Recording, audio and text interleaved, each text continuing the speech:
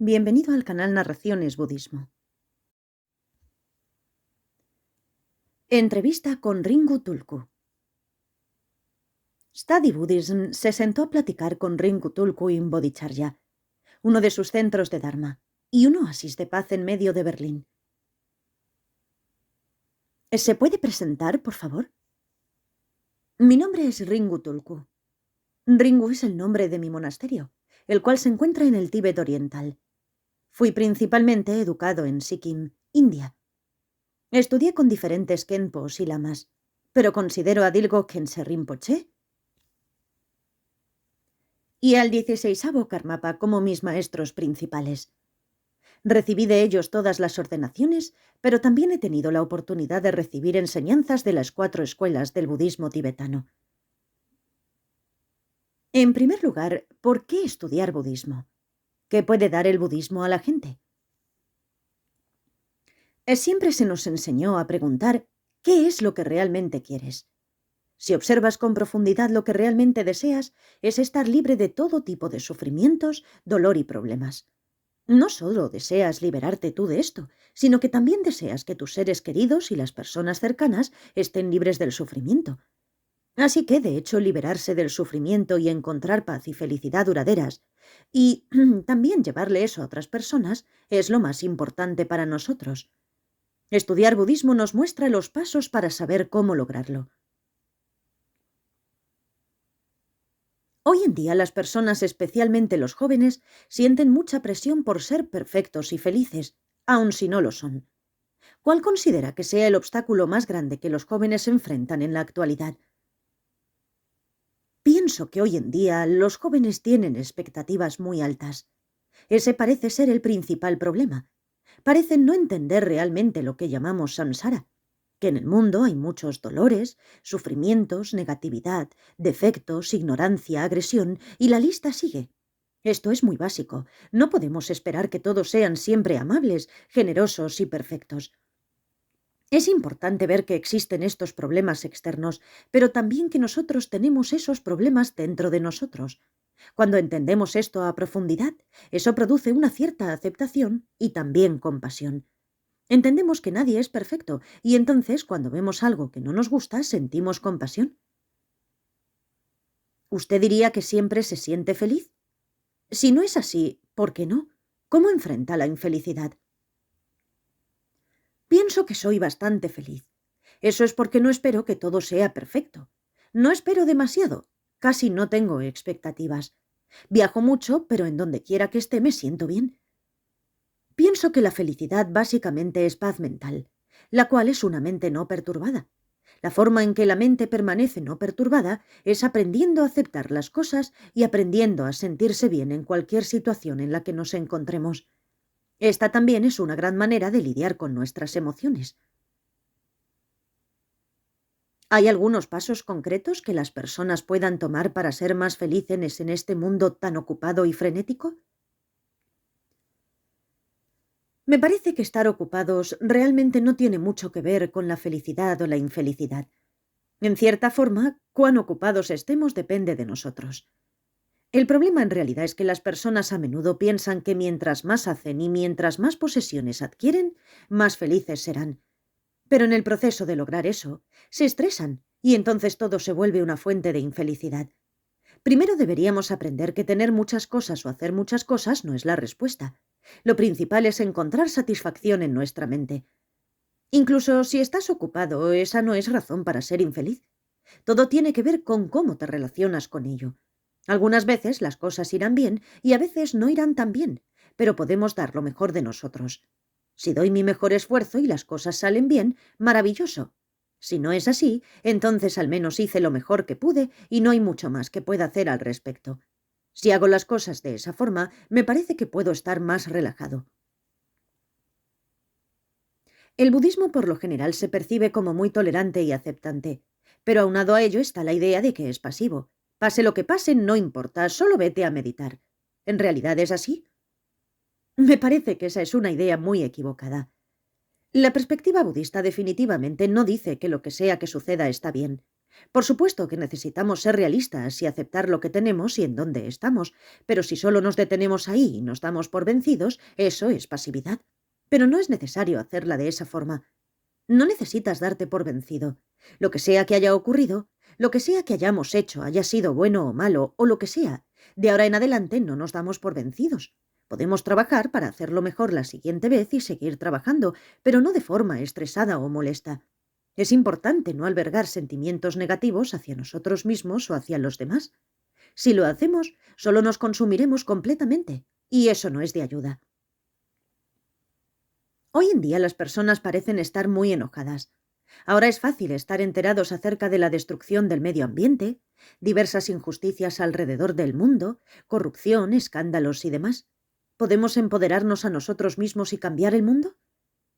Pienso que podemos cambiar el mundo, pero no es fácil. No es fácil, no porque no sea fácil, sino porque no lo hacemos. Todos queremos que los demás sean amables, generosos y útiles.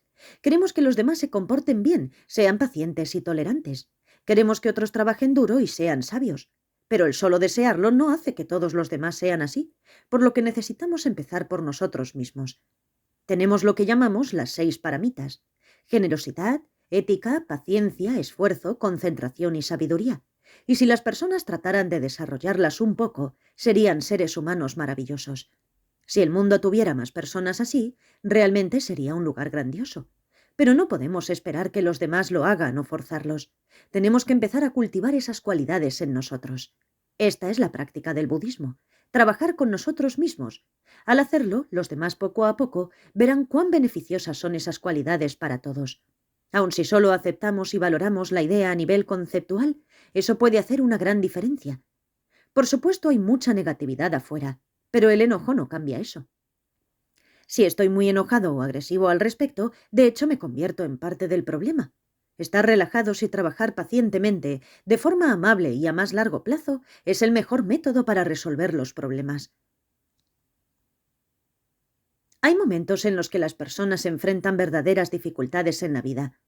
Pierden su trabajo, las personas mueren, sufren mucha ansiedad. ¿Qué podemos hacer? Una vez estaba en Bélgica o en algún lugar parecido y una señora se acercó y me dijo: «Oh, ya no puedo aguantar más. He tocado fondo, me suicidaré». Dijo que había perdido a su novio y su trabajo, que no tenía dinero y que entonces quería morir. Le dije que si quería morir nadie podía detenerla, pero que viajara a la India antes de hacerlo. «Por favor, no me digas que no tienes dinero, porque no necesitas dinero después de morir», le dije. Algunas veces las personas viajan a la India o a algún otro lugar parecido y vuelven sonriendo de oreja a oreja, porque obtienen una perspectiva más realista de la vida. Esta joven fue a Japón, pero también volvió feliz. Dijo que había estado a punto de morir tras caer de una montaña y quedar atrapada ahí. Y entonces pensó: «Este es el fin de mi vida». En ese momento olvidó al exnovio, la falta de trabajo y la falta de dinero. Todo eso le parecía insignificante. Su único pensamiento fue: «Si tan solo pudiera salir viva de aquí, sería tan feliz». Finalmente fue rescatada, y entonces regresó en un estado de total felicidad. Así que todo es muy relativo. A menudo pensamos que estamos en mala forma, pero de hecho las cosas podrían estar peor. Siempre habrá situaciones mejores y peores. Recordarlo puede sernos de mucha utilidad. Una vez, un periodista cuestionó al Dalai Lama de la siguiente forma: «Siempre dice que las personas tienen que ser optimistas, pero ¿qué hay acerca del Tíbet?».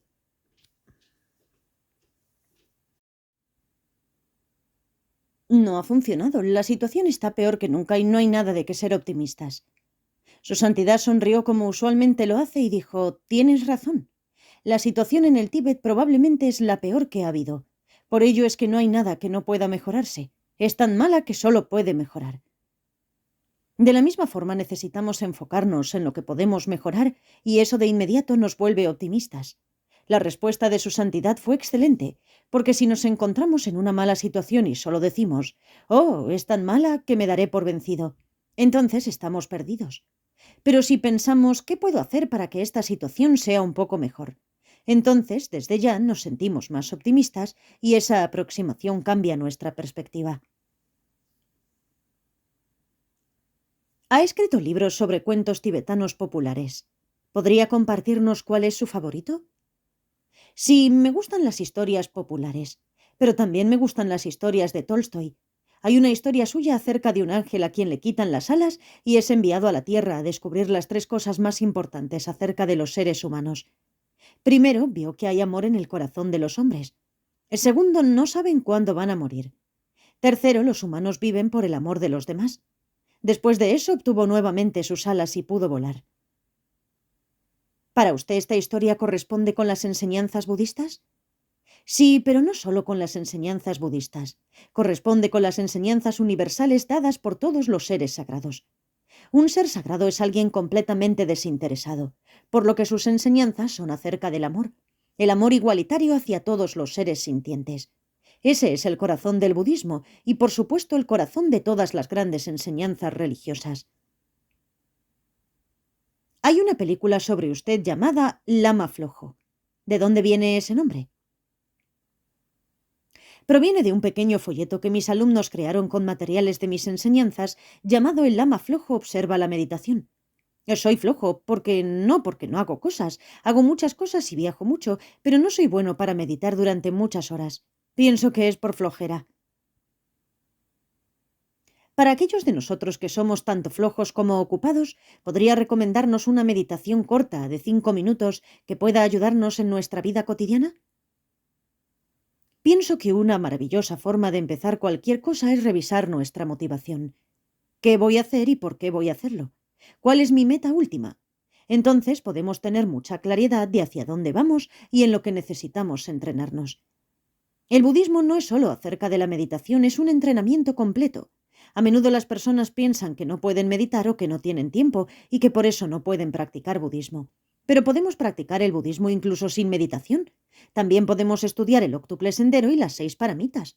También puedes simplemente practicar la amabilidad. Esa es una gran práctica y no necesita de un tiempo o un lugar especiales. Este es el punto principal: tolerancia, paciencia, comportarse bien. Necesitamos hacer de estas cosas parte de nuestra vida. No debiese solo volverse algo adicional, algo en lo que invertimos unos cuantos minutos un día.